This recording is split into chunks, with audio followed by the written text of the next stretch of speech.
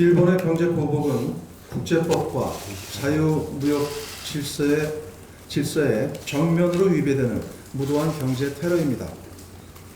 국제신용평가사인 무디스는 일본의 수출 규제는 세계 반도체 공급망에 큰 타격을 입힐 것이라고 경고에 나섰고, 오죽하면 일본의 유력 언론과 정치권에서도 참의원 선거를 앞두고 자행된 아베 정부의 조치에 대해 큰 우려를 표하고 있습니다.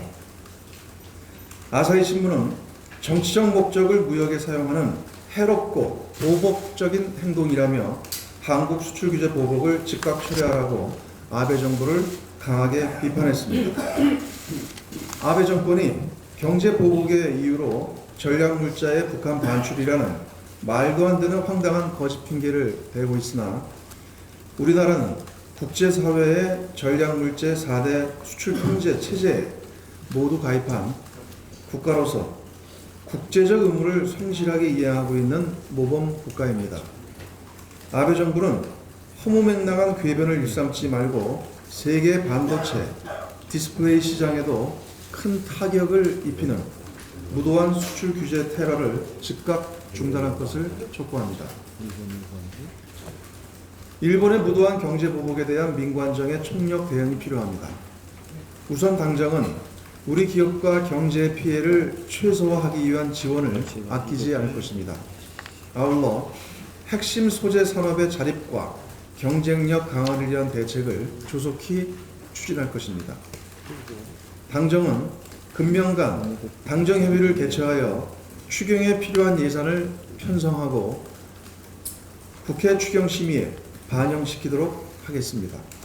내년도 예산에도 관련 예산을 대폭 반영할 것입니다.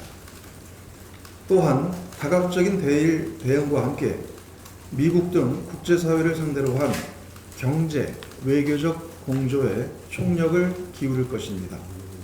이와 관련해 어제 당내에 일본 경제보복 대책특위를 설치했습니다. 민관정 차원의 총력 대응을 당에서 적극 지원하도록 할 것입니다. 덧붙여 자유한국당에 한 말씀 드리겠습니다. 국익에는 여야가 없습니다.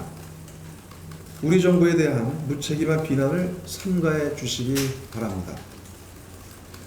우리 정부를 폄훼하는 발언은 정부의 대응력을 약화시키고 결과적으로 아베 정부에 이용당할 수 있어 국익에 전혀 도움이 되지 않습니다.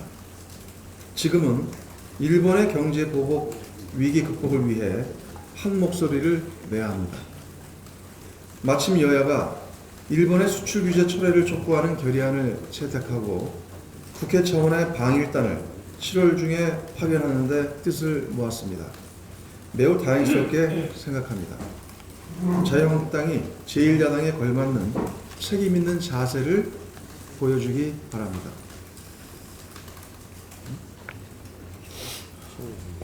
추경에 관련해 한 말씀 드리겠습니다. 어제 예결위 구성이 사실상 마무리되었습니다. 추경이 국회에 제출된 지 어제 기준으로 74일 만입니다. 금쪽 같은 시간을 허비한 만큼 이제는 조속한 추경 심사 진행을 위해 여야 모두가 힘을 모아야 합니다. 특히 일본의 수출 규제 등 최근의 대외 경제 환경 요인이 추경을 제출할 때보다 악화된 상황입니다. 이와 관련해 어제 무디스가 한국의 경제 재정 펀더멘탈의 견고함을 강조하며 국가 신용 등급을 현재 수준인 AA2로 유지한다고 발표했습니다. 다만 무디스는 대외 리스크 악화가 향후 성장률 둔화 요인이 될 수 있음도 지적했습니다. 이에 대한 적극적인 대처가 필요한 상황입니다.